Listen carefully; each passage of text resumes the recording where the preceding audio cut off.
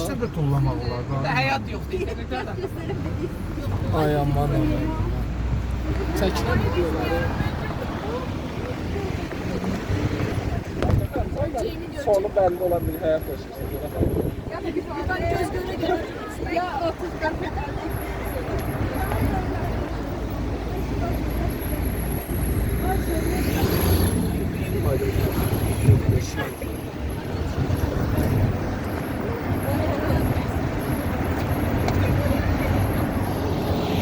Telefon çekin gelmiyor.